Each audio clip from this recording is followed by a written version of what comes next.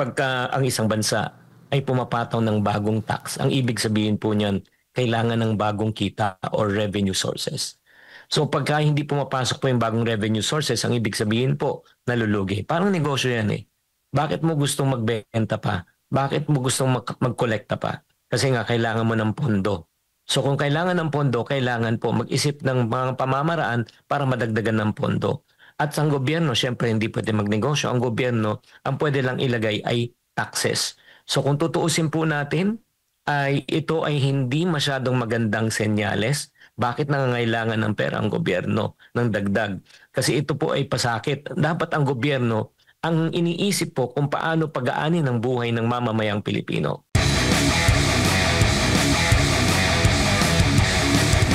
Sir, una lang po, nung narinig niyo po itong 20% na tax para po doon sa interest sa mga ipon, sa mga bangko, nakikita niyo po ba na may epekto ito na makakahimok ba or the more na hindi makakahimok na mag-ipon yung ating mga kababayan lalo na sa mga bangko po, Coach? Yeah, unang pag-usapan muna natin kung luma ba to bago tong batas na ito. Actually, bagong luma. When you say bagong luma, una, yung lumang part muna. Kasi kung hindi napapansin ng lahat, no, kaya nga medyo parang nabibigla lang ako sa reaksyon ng mga tao na bakit sila nabibigla. Kasi matagal na po may 20% na tax sa lahat ng interest ng ating nakukuha. Lalo na sa mga daily savings deposit sa mga bangko, di ba? May 20% po nawawala. Nagiging bago lang po to, in-expand po. Parang kung maintindihan niyo yung dati meron na tayong sales tax, di ba? 4%. Tapos nagkaroon tayo ng expanded, yung EVAT, expanded VAT, naging 12% po. Ganon din po ang ginawa dito. So 20% sa lahat ng mga interest na makukuha po natin, halimbawa, kumita po tayo ng 1,000 na interest sa bangko, 200 pesos po ay nakukuha ng gobyerno, 800 po ang bumabalik sa tao. Ang bagong batas po ngayon ay nakukuha na po pati yung ating tinatawag na time deposit. Ang pagkakaiba lang, dati sa time deposit, ng mga 5 years and above, 0% ang tax. Ngayon po ay 20%.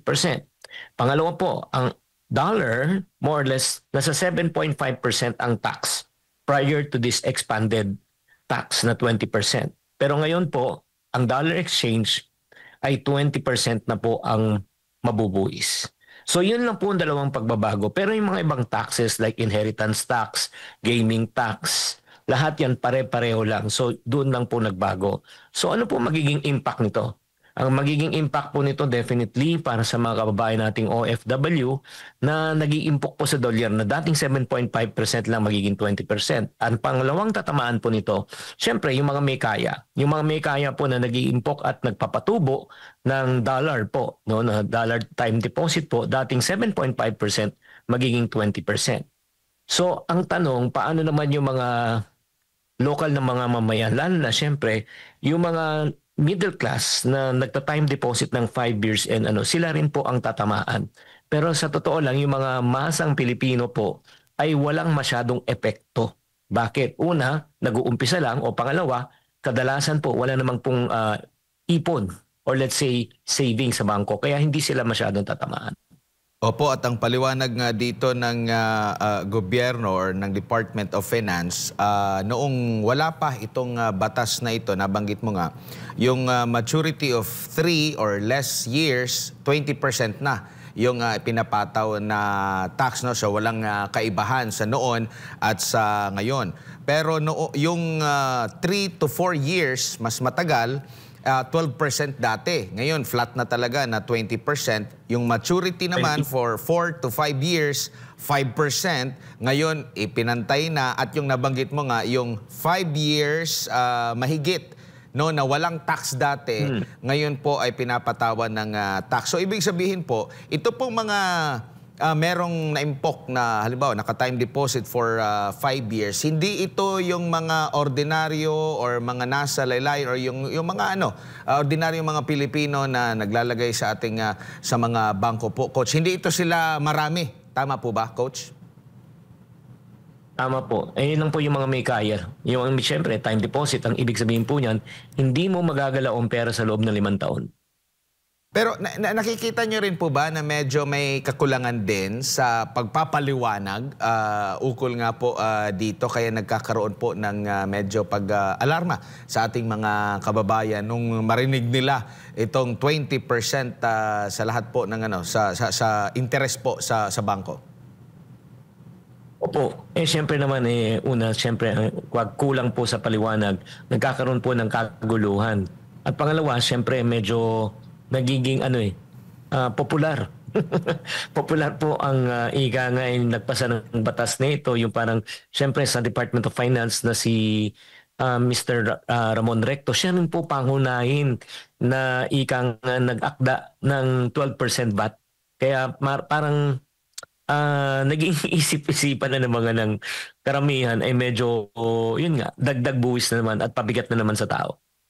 Opo, kasi maalala din natin pati sa digital meron na ring tax kaya alam mo naman medyo na yung ating mga kababayan na nadadagdagan yung tax. Every time na merong tax kasing marinig, parang ang iniisip agad ng ordinaryong Pilipino, dagdag pasanin na naman, tapos mababalitaan napakalaki ng inutang, tapos mababalitaan na napakalaki ng tumaas na naman yung budget for next year, saan kukunin, lagi naman tayong deficit, so utang na naman, ang mga Pilipino na naman yung magbabayad, tapos meron na namang tax, tapos sasabihin pa nila na hindi namin nararamdaman saan napupunta yung tax namin. Kaya kumbaga, ito yung magiging agad ng ating mga kababayan. Paunang reaksyon po, Coach. Normal lang po ba yan? Lalo na sa panahon ngayon dahil lumalabas po sa survey, yung pagtaas ng presyo ng bilihin, yung nangunguna pa rin sa mga urgent na pangangailangan ng ating mga kababayan, Coach.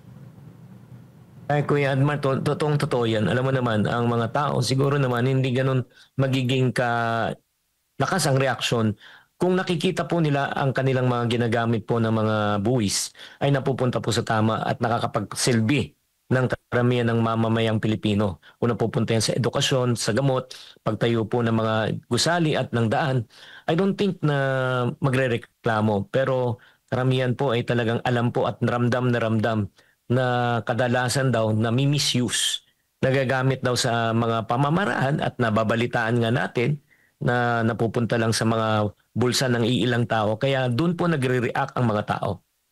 Opo. Pero dito pag-usapan lang po natin yung financial management po ng mga ordinaryong mga Pilipino kasi alam natin minsan hindi na sila nakakapag-impok dahil nga hindi pa nga lumalabas yung sweldo nila, hindi pa nakukuha yung sweldo, marami na yung naka-budget, no? Mas maigi po ba na dapat pa rin na magtabi para makapag-ipon kaysa sa ubusin lahat yung kita or yung sahod po, Coach?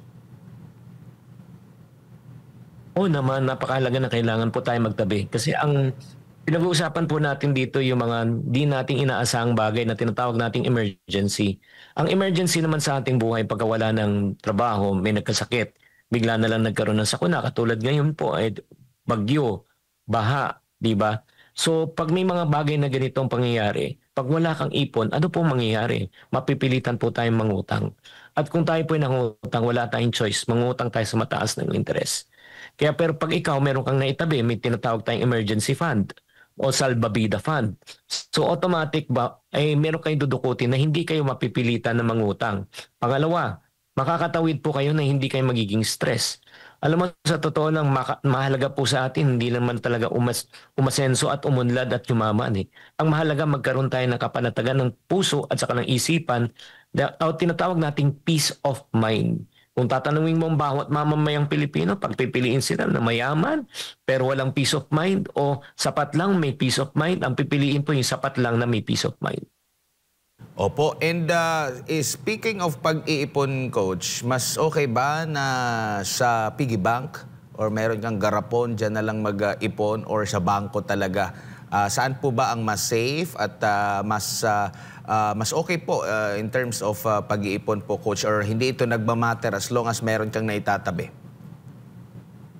Ang importante talaga maging practical muna tayo, no? Hindi ka naman pwede araw-araw pumunta ng bangko. Baka yung pamasahe at oras mo palang ubos na siguro. So kung pwede kang mag-umpisa sa bahay, di ba? Maglagay ka muna sa garapon or let's say sa tinatawag na piggy bank. Pagkatapos, pag naipon mo na yun, ang gagawin mo na yun, pwede mo na impok sa bangko kung gusto mong palaguin. Kung meron naman kayong mga iniisip, like for example, negosyo, pwede nyo umpisahan. Yan ang pinakapuhunan nyo, pwede kayo mag-umpisa sa negosyo. Ako sa totoo lang, imbis na ilagay ko lang yung pera ko sa bangko, ang goal ko ay talagang palaguin para mag-umpisa ng munting negosyo.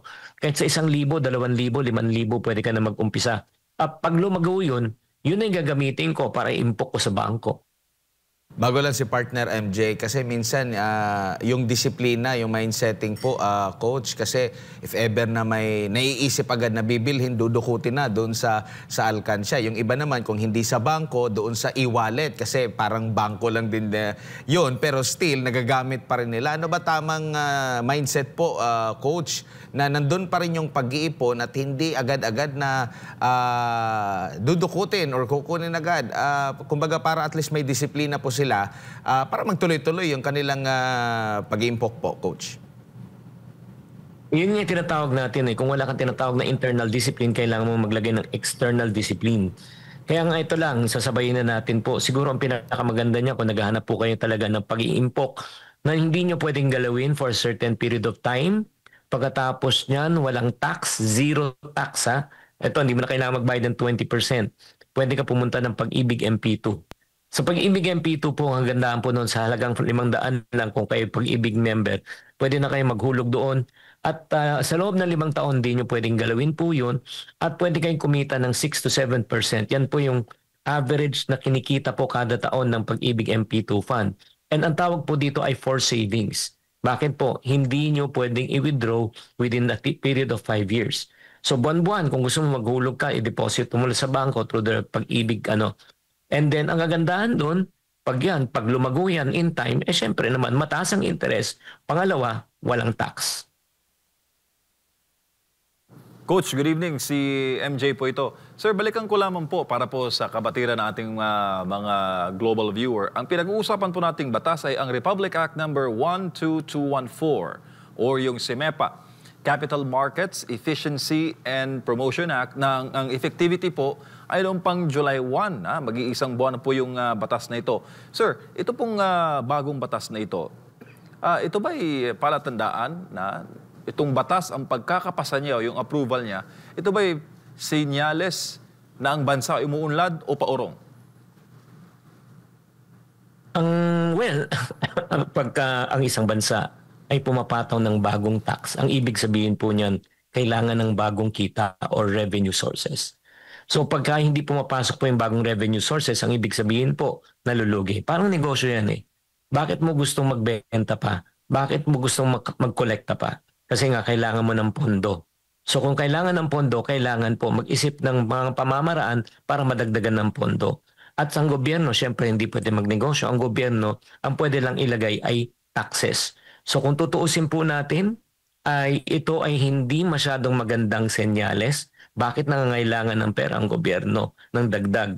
Kasi ito po ay pasakit. Dapat ang gobyerno ang iniisip po kung paano pag-aani ng buhay ng mamamayang Pilipino. Subalit, kailangan po nga ng pera. Kung hindi, magiging bangkarote po ang isang gobyerno.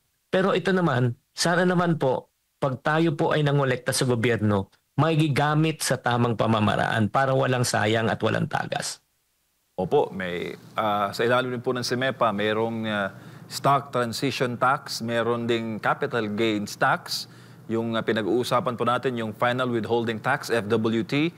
Pasok din po sa batas yung documentary stamp tax. Pabiro ngang sinasabi, Coach, ng ating mga netizen, baka naman pag-abot ng panahon, paghinga, ultimo yung paghinga natin, bubuwisan, Coach. Ano masasabi mo doon, sir? Ay, naku, huwag naman sanang umabot. Di ba, biruan nga dati na, yun nga, nung hindi pa, nung malinis-linis pa ang tubig na, yun nga, darating daw ang panahon na ibebenta daw yung tubig na mas mataas. Ngayon, sa totoo lang, mas mataas pa ang presyo ng tubig kaysa gasolina. Totoo po yan. Opo, sa dami po ng hamon na kinaharap po ng ordinaryong Pilipino. Coach, natalakay nyo ni partner Admar kanina yung epekto sa low income and middle class, itong buwis na 20%. Hindi ko lang gaano na-pick up yung sa higher class.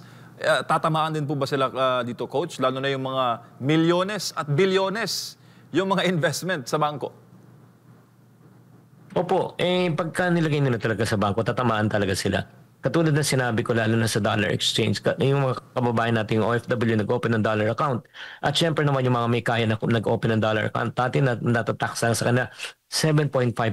Ngayon po ay magiging 20%. Mawawalan siya ng 12.5%. At ang pinag-uusapan po natin, ito hindi maliit na pera. Ito ay malaking pera. Pagka pinag-uusapan na natin ng daang libo at milyon na dolyar. Dolyar ang pinag-uusapan. Opo, Coach, matanong ko lang, curious lang po ako sa inyo pong point of view bilang pong isang financial consultant. Pag pinag-uusapan po yung fiscal management ng isang bansa, in a macro scale, sa pangkalahatan po, Coach, anong tingin niyo sa Pilipinas? Mismanaged ba or paano po ba? Sa fiscal, sa usapin po ng pera, budget. Well, alam mo, ang pinakamagandang halimbawa na nangyayari dyan ay I think sa lungsod ng Pasig. Diba? Kung nung dating hindi pa namumuno ang bagong pamunuan ng Pasig po, ang alkalde ng Pasig, parating kulang. Ang nalulugi ang gobyerno. Pero nung pumasok po yung bagong pamunuan ng Pasig, yung bagong alkalde po ngayon, ang nangyari po, natanggal po ang utang, nabayaran ng utang, nagkaroon ng surplus, at ngayon nagpapatayo pa ng mga magagandang infrastruktura. So in other words po, ay proper money management. Ganun din po, pagdating po sa personal. Ito, sisimplihan na lang natin, MJ. Hindi mo ba napapansin at ating mga kababayan, nung maliit ang kita na pagkakasya, minsan may sobra pa. Nung lumaki na kita, nagkulang na, nagkautang pa. So, ang ibig sabihin po nito, it's not the money that's coming in, it's the money that's being spent. So, kung mismanage mo yan, kahit 1 milyon yan, 1 bilyon yan, 2 bilyon yan, pero pag hindi nagamit ng tama, mauubos talaga yan. Pero kung marunong talaga gumamit at marunong mag-budget, yung mga taong namumuno dyan, hindi talaga magkukulang yan.